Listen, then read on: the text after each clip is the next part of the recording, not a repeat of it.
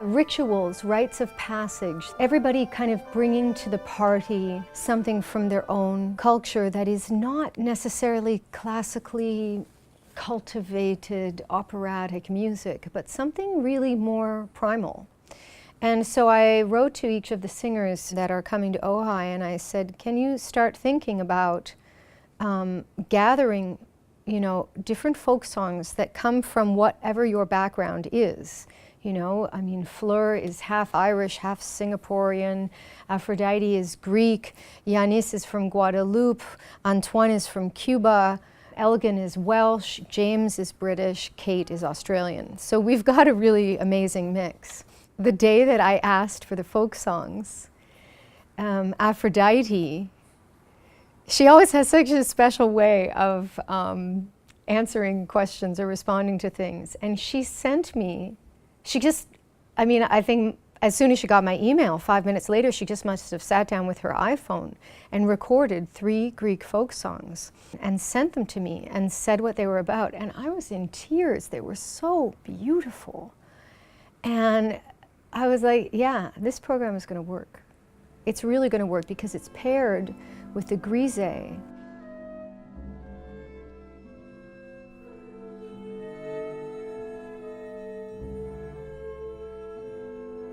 Which is a piece also about transition from life into death, into the afterlife. And so I wanted these folk songs to also be transitional pieces, big moments of life, rites of passage, falling in love, the birth of a child, funerals, you know, a wedding, you know, this kind of important moments. So we have a special program devoted to John Zorn as well as Mathieu Amalric's latest film on John. John is a player, a composer, you know, what a creative person can be. It seemed natural because the Jack Quartet is coming that we would perform some of John's music, and we ended up with a whole program dedicated to him.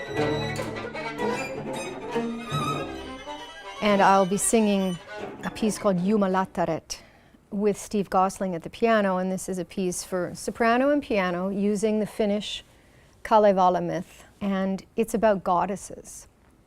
And it's an extraordinary journey, and learning it was an extraordinary journey. It was one of the most difficult pieces I have ever learned. And when we did do the premiere last summer in Lisbon, it was joy and elation and triumph and communion. It was just an extraordinary feeling. So I'm really, really excited to bring it to Ojai.